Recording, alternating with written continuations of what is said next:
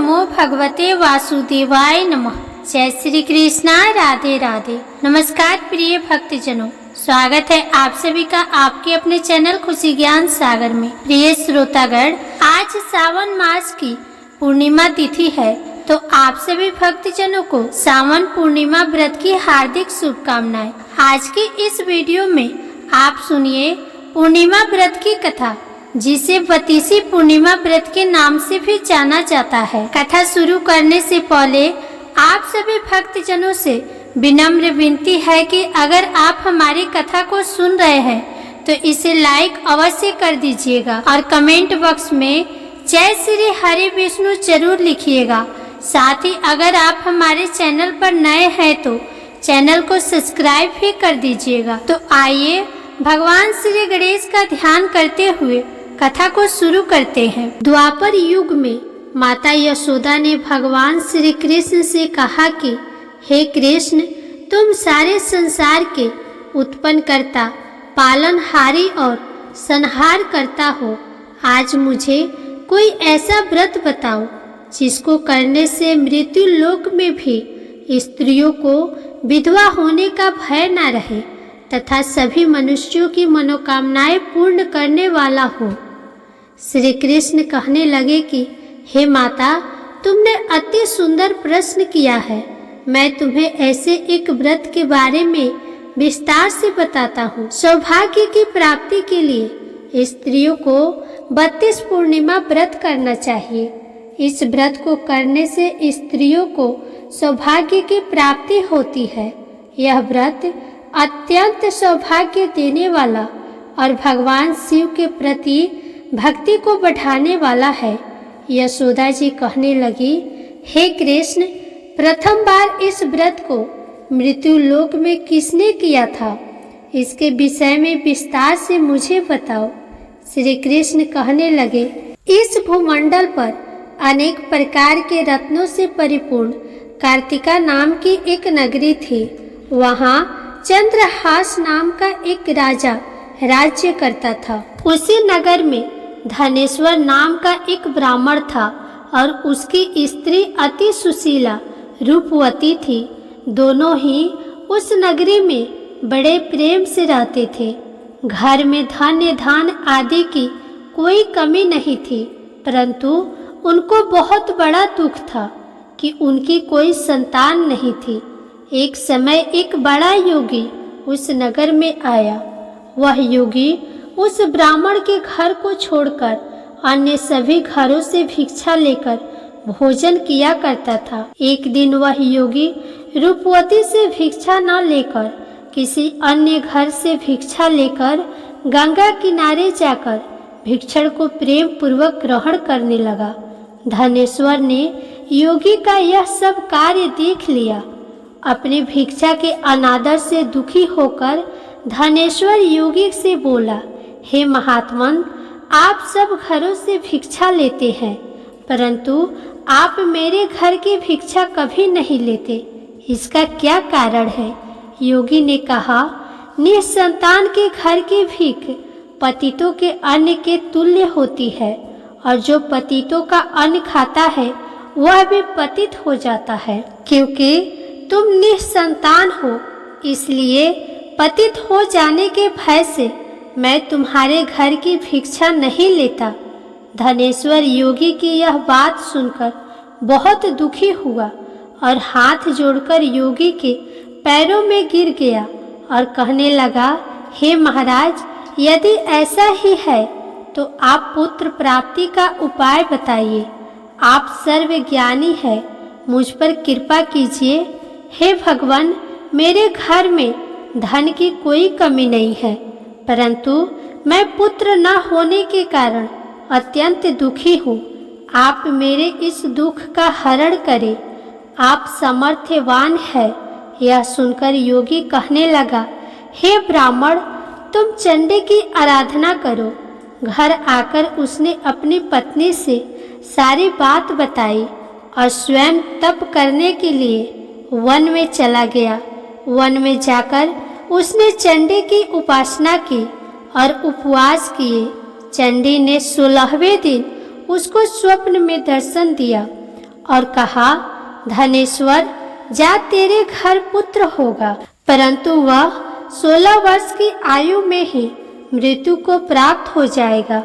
यदि तुम दोनों पति पत्नी 32 पूर्णमासी का व्रत विधि पूर्वक करोगे तो वह दीर्घ आयु हो जाएगा। जितनी तुम्हारी सामर्थ्य हो, आटे की दिए बनाकर शिव जी भगवान का पूजन करना, परंतु पूर्णमासी के व्रत 32 होने चाहिए। प्रातः काल होने पर इस स्थान के समीप तुम्हें आम का वृक्ष दिखाई देगा। उस पर चढ़कर तुम एक फल तोड़कर शीघ्र ही अपने घर चले जाना और अपनी पत्नी से सब वृतांत कहना। ऋतु स्नान के पश्चात वह स्वच्छ होकर श्री शंकर भगवान का ध्यान करके उस फल को खा लेगी। शंकर भगवान की कृपा से उसको गर्भ हो जाएगा। जब वह ब्राह्मण प्रातःकाल उठा तो उसने एक स्थान के पास ही आम का एक वृक्ष देखा, जिस पर एक अत्यंत सुंदर आम का फल लगा हुआ था।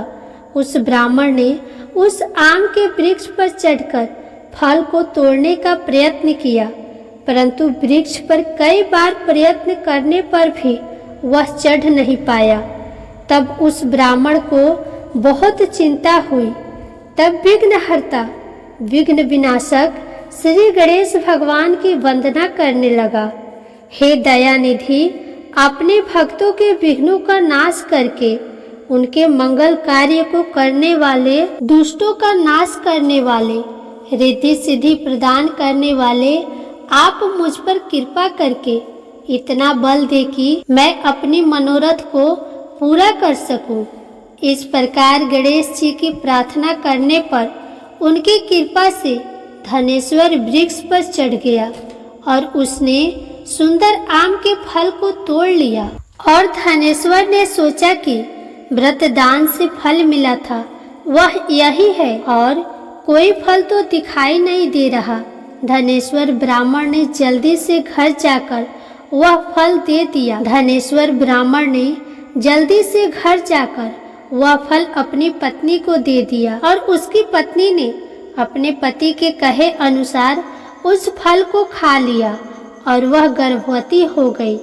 देवी जी की असीम कृपा से उसे एक अत्यंत सुंदर पुत्र पैदा हुआ, जिसका नाम उन्होंने देवीदास रखा। माता पिता के हर्ष और शोक के साथ वह बालक शुक्ल पक्ष के चंद्रमा के भांति अपने पिता के घर में बड़ा होने लगा। माता भवानी की कृपा से वह बालक बहुत ही सुंदर, सुशील, विद्या पढ़ने में बहुत ही निपुण हो गया। दुर्गा जी की आज्ञा अनुसार उसकी माता ने 32 पूर्णमासी का व्रत रखना आरंभ कर दिया, जिससे उसका पुत्र दीर्घ आयु वाला हो जाए।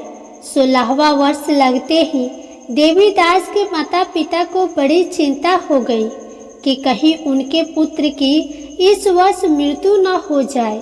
इसलिए उन्होंने अपने मन में विचार किया कि यदि यह दुर्घटना उनके सामने हो गई तो वे कैसे सहन कर पाएंगे। इसलिए उन्होंने देवीदास के मामा को बुलाया और कहा कि हमारी एक बहुत बड़ी इच्छा है कि देवीदास 1 वर्ष तक काशी में जाकर विद्या अध्ययन करे और उसको अकेला भी नहीं छोड़ना चाहिए। इसलिए साथ में आप चले जाएं। 1 वर्ष के पश्चात उसको वापस ले आना। सब प्रबंधन करके उसके माता पिता ने काशी जाने के लिए देवीदास को एक घोड़े पर बैठाकर उसके मामा के साथ भेज दिया, परंतु यह बात उसके मामा या किसी और से नहीं बताई। धनेश्वर तथा उसकी पत्नी ने अपने पुत्र की मंगल कामना तथा दीर्घायु के लिए भगवती दुर्गा की आराधना और पूर्णमासियों का व्रत करना आरंभ कर दिया। इस प्रकार बराबर 32 पूर्णमासी के व्रत को उन्होंने पूरा किया। कुछ समय पश्चात एक दिन वह मामा और भांजा मार्ग में रात बिताने के लिए किसी गांव में ठहरे हुए थे। उसी दिन उस गांव में ब्राह्मण की अत्यंत सुंदर, सुशील और गुणवती कन्या का विवाह हो रहा था। जिस धर्मशाला के अंदर वर और उसकी बारात ठहरी हुई थी, उसी धर्मशाला में देवीदास और उसके मामा भी ठहरे हुए थे। संयोगवश कन्या को तेल आदि चढ़ाकर मंडप आदि का कार्य किया गया, तो लगन के समय वर को धनुर्वात हो गया। इसीलिए वर के पिता ने अपने कुटुंबियों से विमर्श करके निश्चय किया कि यह देवीदास मेरे पुत्र जैसा ही सुंदर है, मैं इसके साथ ही लगन करवा दूं और बाद में विवाह के अन्य कार्य मेरे लड़के के साथ हो जाएंगे। ऐसा सोचकर देवीदास के मामा से जाकर बोला कि तुम थोड़ी देर के लिए अपना भांजा हमें दे दो, जिससे विवाह के लगन का सभी कार्य सुचारू रूप से हो सके। तब देवीदास का मामा कहने लगा, जो कुछ भी वधू पक्ष से कन्यादान के समय वर को मिले वह सब हमें दे दिया जाए, तो मेरा भांजा इस बारात का दूल्हा बन जाएगा। यह बात वर के पिता ने स्वीकार किया। तब उसने अपना भांजा वर बनने के लिए भेज दिया और उसके साथ सब विवाह कार्य विधि पूर्वक संपन्न हो गए। पत्नी के साथ वह भोजन करने के पश्चात बहुत उदासीन और दुखी हो गया। उसने सब बातें जो वर के पिता और उसके मामा में हुई थी लड़की को बता दी। तब कन्या कहने लगी कि यह ब्रह्मा विवाह के विपरीत कैसे हो सकता है। देव ब्रह्मा और अग्नि के सामने मैंने आपको ही अपना पति माना है, इसलिए आप ही मेरे पति है। मैं आपकी ही पत्नी रहूंगी, अन्य किसी की नहीं। देवीदास ने कहा, ऐसा मत कहिए, क्योंकि मेरी आयु बहुत कम है। मेरे पश्चात आपकी क्या गति होगी, इन बातों को अच्छी तरह विचार कर लो। परंतु वह दृढ़ विचार वाली लड़की थी। वह बोली, जो आपकी गति होगी वही मेरी गति होगी। प्रातःकाल देवीदास ने अपनी पत्नी को 3 नागों से जड़ी हुई एक अंगूठी दी, एक रुमाल दिया और बोला, हे प्रिय, इसे लो और संकेत समझकर स्थिर चित्त हो जाओ।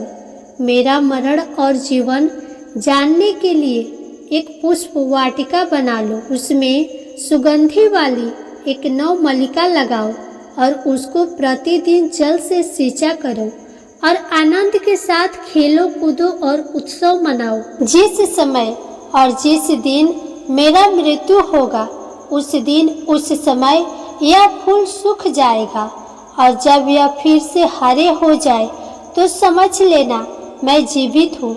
यह बात निश्चय करके समझ लेना, इसमें कोई भी संशय नहीं है।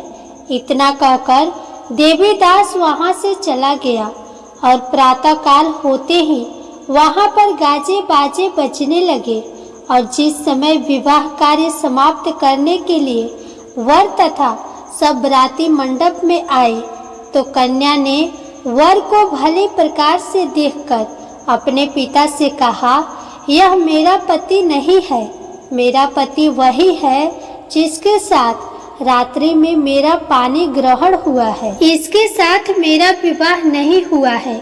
यदि यह वही पुरुष है तो बताइए कि मैंने इसको क्या दिया। वधू पक्ष और कन्यादान के समय जो आभूषण आदि दिए गए थे वो दिखाए तथा रात में क्या गुप्त बातें मैंने इससे कही वह सब सुनाइए। पिता ने उसके कहे अनुसार वर को बुलाया। कन्या की यह सब बातें सुनकर वह कहने लगा, मैं नहीं जानता। इसके पश्चात लज्जित होकर वह वहाँ से चला गया और सारी बारात भी अपमानित होकर वहाँ से लौट गई। भगवान श्री कृष्ण बोले, हे माता, इस प्रकार देवीदास काशी विद्या अर्जन करने के लिए चले गए और जब कुछ समय बीत गया तो काल से प्रेरित होकर एक सर्प रात्रि के समय उसको डसने के लिए वहाँ पर आया। उस विषधर के प्रभाव से उसके शयन का स्थान चारों ओर से विष की ज्वाला से विषैला हो गया। परंतु व्रत के प्रभाव से उसको काट नहीं पाया, क्योंकि पहले ही उसकी माता ने 32 पूर्णमासी का व्रत रखा था। इसके बाद मध्याह्न के समय स्वयं काल वहां आया और उसके शरीर से प्राणों को निकालने का प्रयत्न करने लगा, जिससे वह मूर्छित होकर पृथ्वी पर गिर गया। उसी समय माता पार्वती के साथ भगवान शंकर वहां आ गए।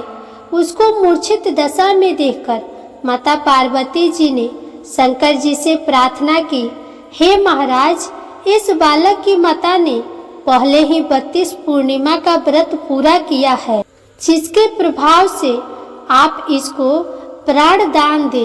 माँ भवानी के कहने पर भक्त वत्सल भगवान शिव जी ने उसको प्राण दान दिया।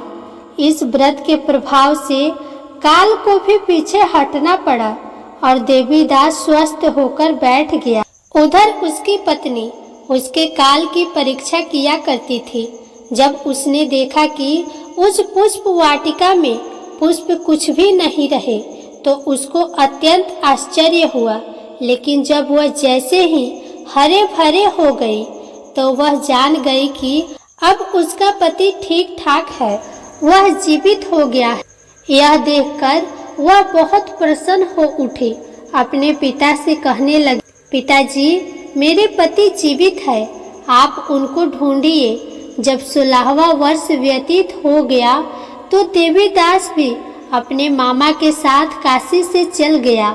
इधर उसके ससुर उसको ढूंढने के लिए अपने घर से जाने ही वाले थे कि वे दोनों मामा भांजा वहां पर आ गए। उनको आया हुआ देखकर उनके ससुर को बड़ी प्रसन्नता हुई और वह उन्हें अपने घर ले गए। उस समय नगर के निवासी भी वहां इकट्ठे हो गए और सबने निश्चय किया कि अवश्य ही इसी बालक के साथ कन्या का विवाह हुआ था। उस बालक को कन्या ने जब देखा तो पहचान लिया कि यह तो वही है जो संकेत करके गया था। कुछ दिन बाद देवीदास ने अपनी पत्नी और मामा के साथ अपने ससुर के घर से बहुत सारे उपहार लेकर अपने माता पिता के घर गए। अपने गांव के निकट पहुंचने पर कई लोग उसके माता पिता को पहले ही खबर देने चले गए कि तुम्हारा पुत्र देवीदास अपनी पत्नी और मामा के साथ आ रहा है। ऐसा समाचार सुनकर माता पिता को विश्वास नहीं हुआ, परंतु जब और लोगों ने भी आकर यही बात बताई तो उन्हें बड़ा आश्चर्य हुआ। लेकिन थोड़ी देर में देवीदास ने आकर अपने माता पिता के चरणों में अपना सर रखकर प्रणाम किया और उसकी पत्नी ने अपने सास ससुर के चरणों को स्पर्श किया तो माता पिता ने अपने पुत्र और पुत्र वधू को हृदय से लगा लिया और दोनों की आंखों में प्रेम के अश्रु बहने लगे। अपने पुत्र और पुत्र वधू के आने की खुशी में धनेश्वर ने बड़ा ही भारी उत्सव किया और ब्राह्मणों को दान दक्षिणा देकर प्रसन्न किया। श्री कृष्ण भगवान कहने लगे, यह धनेश्वर 32 पूर्णमासी के व्रत के प्रभाव से पुत्रवान हो गया। जो भी स्त्रियां 32 पूर्णमासी के व्रत को करती है वे जन्म जन्मांतर में वैधर्म का दुख नहीं भोगती और सदैव सौभाग्यशाली रहती है। व्रत करने वाला चाहे स्त्री हो या पुरुष भगवान शंकर की कृपा से संसार के सकल आनंद भोग कर अंत में आवागमन रहित होकर शिवलोक को प्राप्त होता है। तो प्रेम से बोलिए श्री लक्ष्मी नारायण भगवान की जय। जय भोलेनाथ।